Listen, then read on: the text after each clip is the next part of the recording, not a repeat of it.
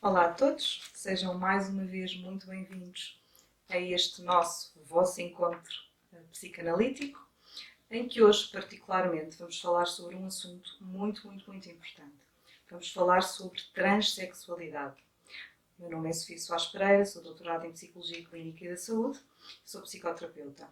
Aqui do meu lado direito temos, mais uma vez, e como não podia deixar de ser, a doutora Clara Pracana, doutorada em Psicologia e psicanalista. O nosso convidado de hoje é um convidado especial, que é o Shane, é transexual. Nós sabemos, não só pela prática clínica que vamos tendo, que todo o percurso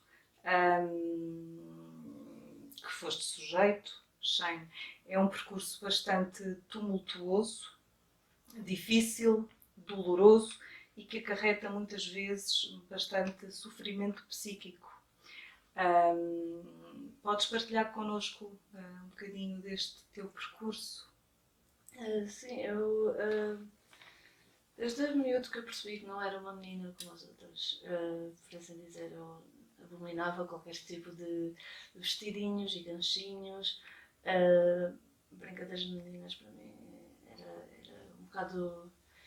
Era um bocado neutro nisso, porque eu queria era brincar, portanto não há aquela coisa de.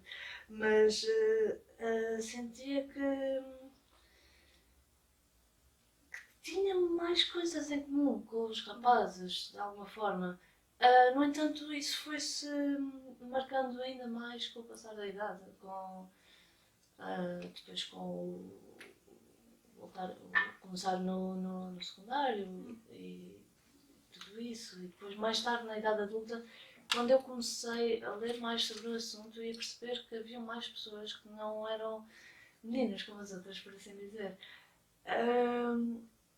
E aí eu comecei a perceber que havia um nome, que haviam mais pessoas que eu não era um bicho do mato. E foi a partir daí que eu comecei a. Como é que foi a tua adolescência, Shane? Foi um pouco complicada.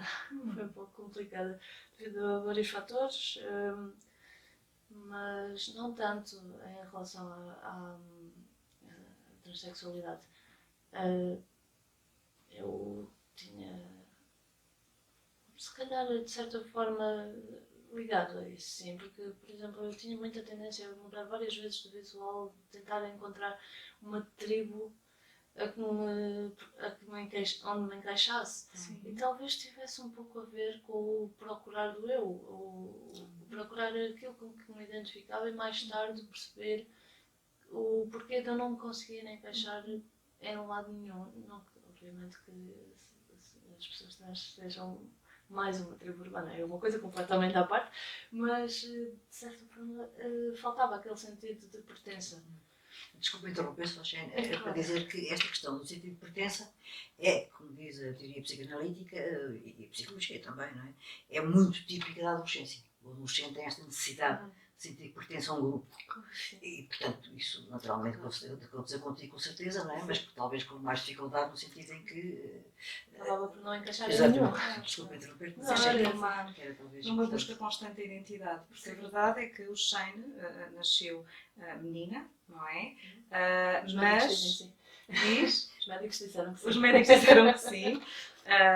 Tu nasceste menina, mas a verdade é que a tua identificação e a forma como te sentias sempre foi muito mais como menino, não é?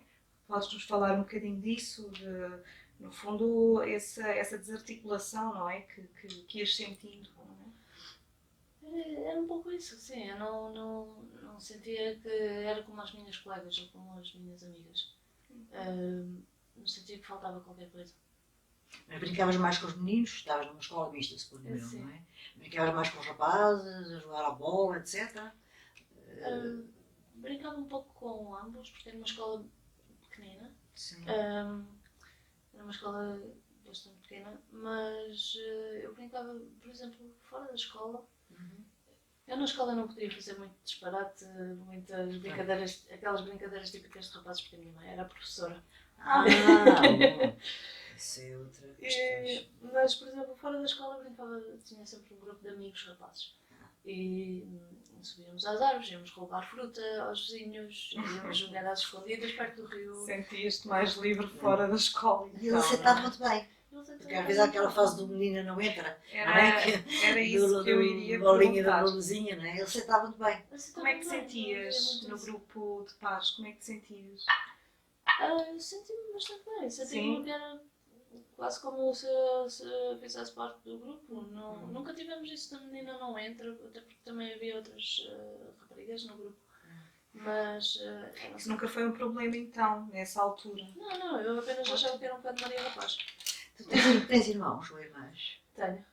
Mais novos, mais velhos? Eu sou mais velha, tenho um irmão 6 anos mais novo, tenho uma irmã com 17 e uma irmã com 24. Mais o mais velho, ok. Clara, agora acho que há aqui um assunto muito importante que gostaria de ouvir a sua opinião, uma vez que estudou profundamente toda a obra de Freud, não é? Há muitos e muitos anos, acho que em 1905, Freud falava da bissexualidade psíquica. Foi até uma fase em que, no fundo, a biologia e a psicanálise tinham a mesma base, não é? Porque a biologia falava da bissexualidade no corpo, não é? Antes da atribuição do caractere masculino ou feminino. E a psicanálise, Freud, falava da bissexualidade psíquica. A questão é que, por sua vez, é a mente que vai dar origem e vai arrancar com todo este processo físico de reconstrução do corpo. Vamos falar um bocadinho disso, que eu acho que é importante. É muito interessante vermos como é que...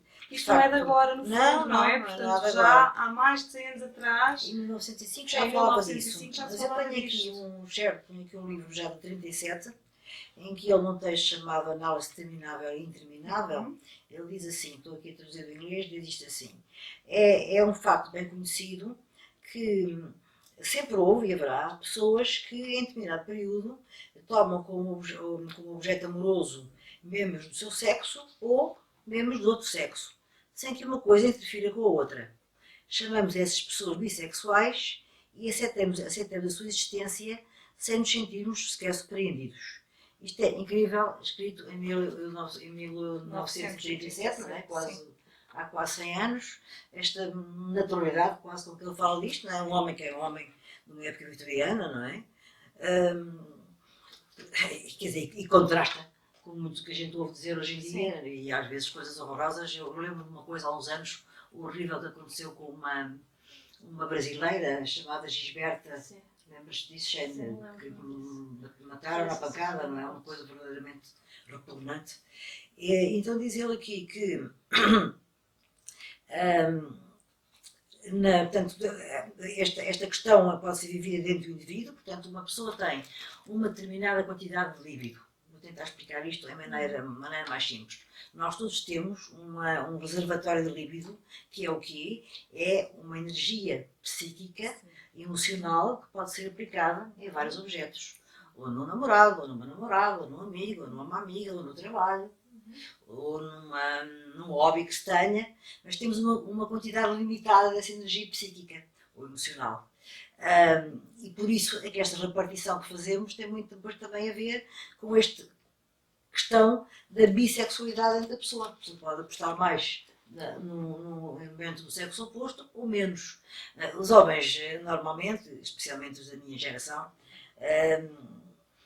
que estejam a ouvir isto, estão certamente aterrados com esta ideia de que dentro deles haverá também uma parte feminina, não é? Porque nós todos temos uma parte feminina e uma parte masculina, estão certamente aterrados com a ideia, mas é verdade, todos temos uma parte feminina e uma parte masculina, e depois, naturalmente, a vida nos orienta para mais em determinado sentido. Sim, eu se calhar posso dar aqui um contributo meu, porque nem por acaso, em agosto deste ano, uma colega psicóloga do Brasil e amiga, que é a Cláudia Caltabiano, se me estiveres a ouvir, beijinhos, Cláudia, ela desafiou-me a escrever um artigo com ela, portanto foi um artigo escrito a 4 mãos.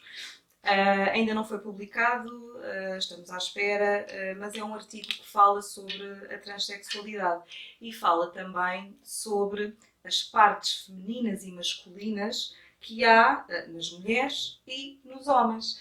E eu recordo-me que ao longo do artigo e mediante as pesquisas também que fui fazendo, nós abordámos e falámos e demos até alguns exemplos daquilo que seriam partes mais femininas no homem. Portanto, o homem não deixa de ser homem, mas todo o cuidar dos filhos, o cuidar da casa, o lado afetivo, o lado mais amoroso, o lado romântico até, pode ser considerado como uma parte mais feminina, por ser mais emocional. Assim como nas mulheres, não sei se vos ocorre algum exemplo, mas as mulheres também têm partes masculinas. No fundo, são partes que nós temos dentro de nós, mais femininas ou masculinas também, não é? Portanto, isto não é um bicho de 7 cabeças. Os homens continuam a ser homens e muitos heterossexuais e outros homossexuais, e as mulheres a mesma coisa. Lembro-me também do mito É verdade, o mito de Platão, de é isso que Platão, diz, sim. do andrógeno. Claro, Isso o é engraçado. andrógeno. O No Platão, fundo é isto que eu acabei de dizer, não o é? Platão refere um mito muito antigo em que não haveria homens nem mulheres. O ser humano era constituído, era tanto homem como mulher, era o andrógeno, e depois os deuses, enfim, castigando-os, separam o homem da mulher e, portanto, explicando porque é que depois, para o resto dos tempos, o homem sentir-se atraído pela mulher, a mulher pelo homem, não é? Isto, claro, que é mais aqui homem-mulher, não é? Nesta bissexualidade mais típica da época. O que eu acho curioso neste mito também é que no final fazem referência ao andrógeno como o ser perfeito. Sim, porque tem partes as qualidades de ambos, não é? de ambos. As qualidades de ambos.